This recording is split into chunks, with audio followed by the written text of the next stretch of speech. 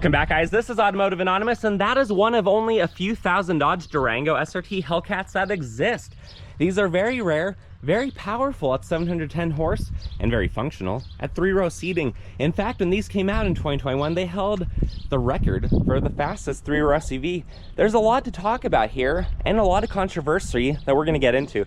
But we're going to dive right in with this review with a walk around, go through the specs, initial driving impressions, 0 to 60 with the GPS, and then our final thoughts of the Hellcat Durango. And big thanks to Steve for letting me borrow his awesome vehicle for the day. When the Durango first came out in '98, it was a pretty popular midsize SUV, selling over 100,000 models in most of those first years. We now are in the third generation that started in 2011. It shares the same platform as the Jeep Grand Cherokee. So this vehicle now sells about 50 to 70,000 every single year in the United States. But between the three generations, there's over 2 million of these that have been on United States roads. Keep in mind, the Hellcat Durango, there's only 3,000 from 2021, and then yet to be seen how many will actually be developed for 2023, the year we're living in right now. These are pretty cool. There's basically one for every budget because there's 16 trim levels of the Durango, including 3 trim levels of the Hellcat variation. When these first came out, they were only 82 grand before dealer markup and other options.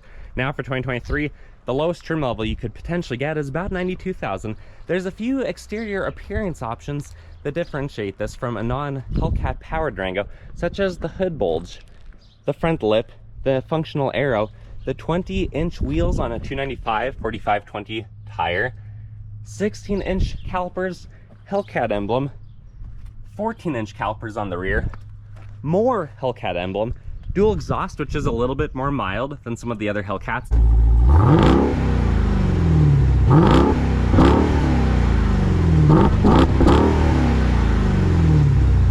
And then the slightly longer rear wing, which adds up to 150 feet of downforce when you're going 180 miles per hour, which is surprisingly the top speed of this Hellcat Durango. The Durango weighs 5,700 pounds. It has a 10-foot wheelbase, so it's pretty planted on the road. These can actually tow up to 8,700 pounds, and they're roughly 16.5 feet long, 6 1/3 feet wide, almost 6 feet tall, and they're a 4-star crash test rated vehicle with quite a few safety features.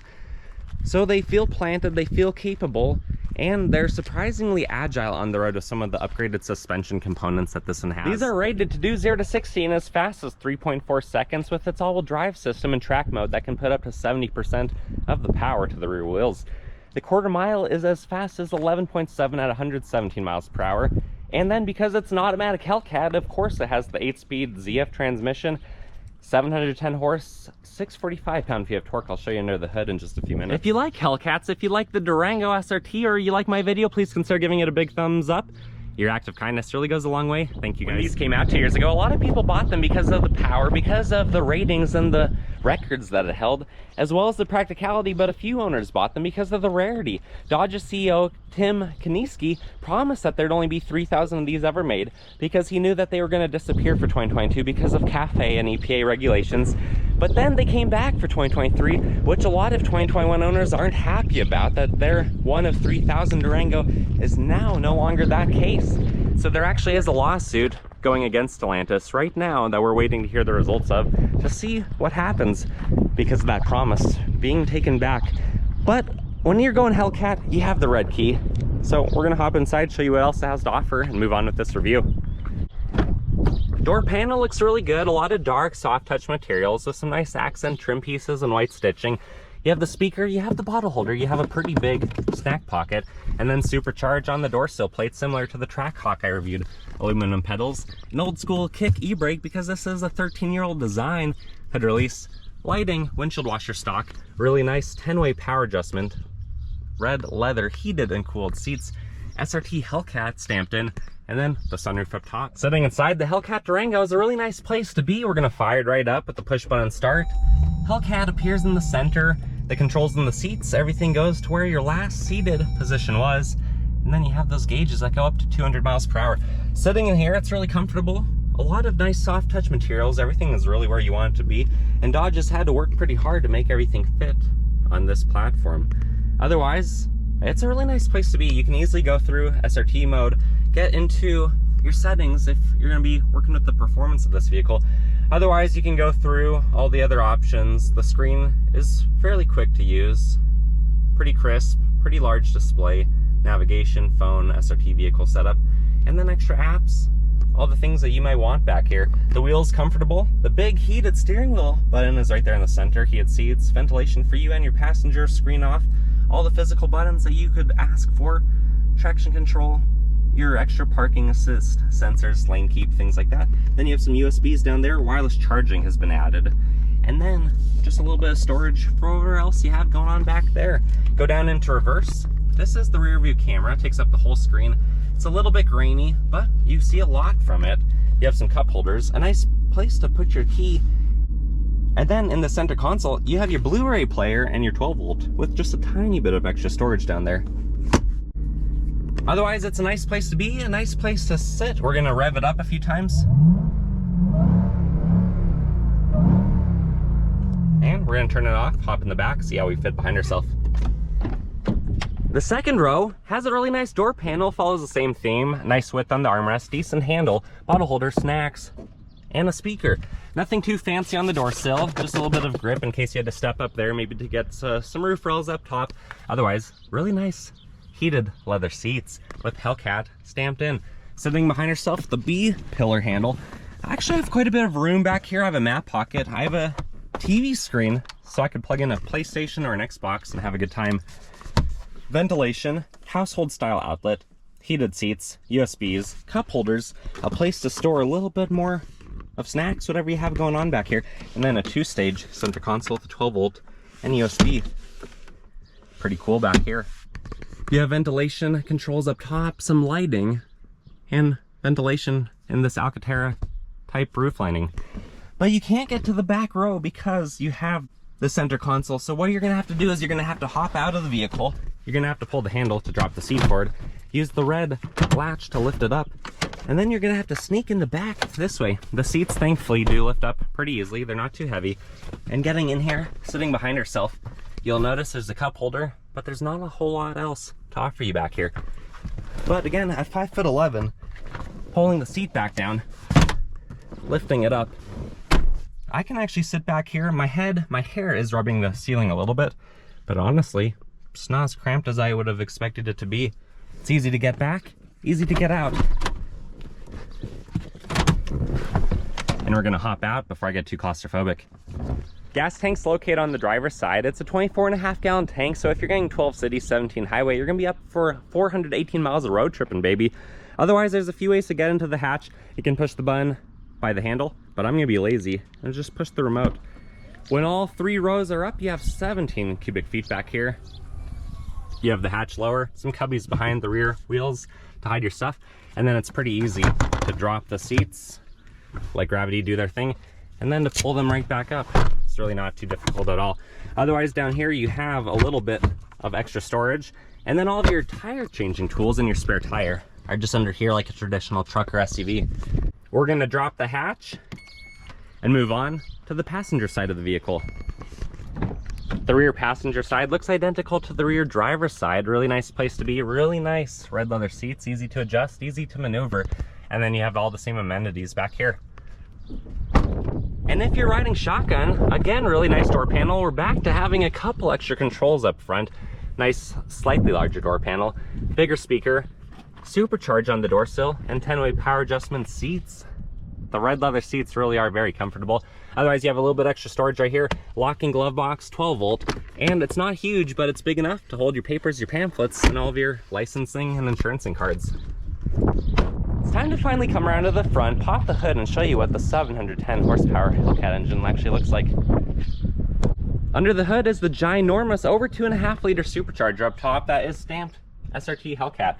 Everything's really easy to find and identify on this. All of your reservoirs are right up top, easy to get to. The battery's over here.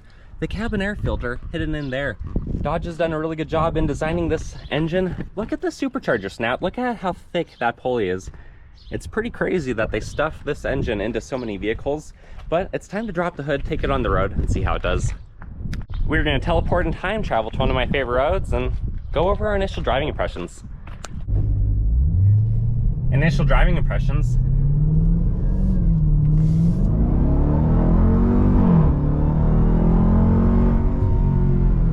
pretty powerful big SUV. Extremely comfortable after driving it for a few miles. It handles the road exceptionally well.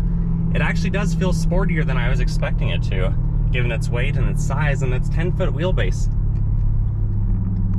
Having the Durango all-wheel drive system, having the capability to tow 8,700 pounds, you know, it's a really practical vehicle. It can do a lot of things really well. And with a stop sign coming up, having those 16-inch front rotors and pretty aggressive calipers really stop it pretty quickly. Acceleration, of course, is fantastic.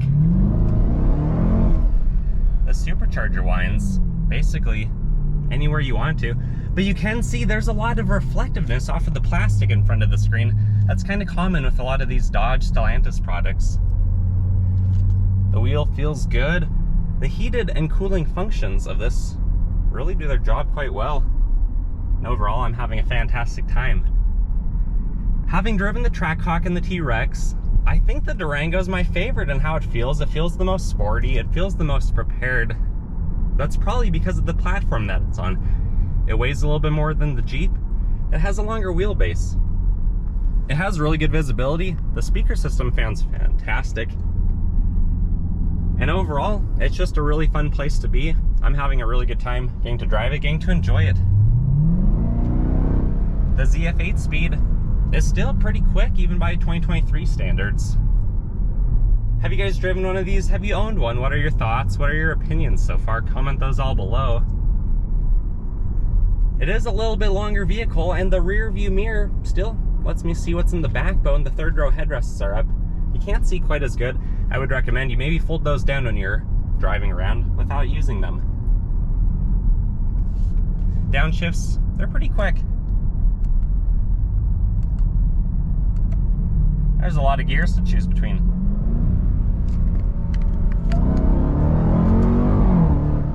And upshift, not quite as fast as I would like, but still enough to have a good time. Anyways, guys, I think it's time to get to our private road and do a 0 to 60. 0 to 60 in the Durango. Of course, we're in launch mode. That means traction control's off. I will brake rev the 8-speed. Keep in mind, density altitude is over 7,200 feet today. So this vehicle, even though it's supercharged, is still down in power over 10%. Here we go.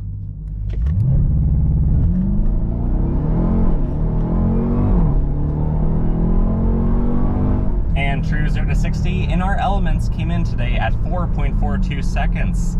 Here's that graph and then our final thoughts. My final thoughts of the Dodge Durango Hellcat is that it did not disappoint. I've been very excited to have the opportunity to drive one. And if any of you guys get the opportunity, I strongly suggest you take it. These are pretty sporty for such a big, heavy, almost 6,000 pound SUV. Having over 700 horsepower bone stock is phenomenal. Not many things feel as powerful, as punchy as this, as capable for being something that's hauling 6 people around. These are really quite impressive. There's a reason why they have such a following, just like most of the other Hellcat products. This was a very powerful engine. In fact, when the Hellcat engine came out, it was the world's most powerful production V8. And being the most powerful 3-row SUV when these came out, Dodge has done something right. What are your thoughts though, guys? Comment below. Like this video if you're interested, or if you thought it was beneficial to you. Subscribe if you want to see more. I post at least once a week. And again, big thanks to Steve for letting me borrow his Durango Hellcat for the day. Take care, guys.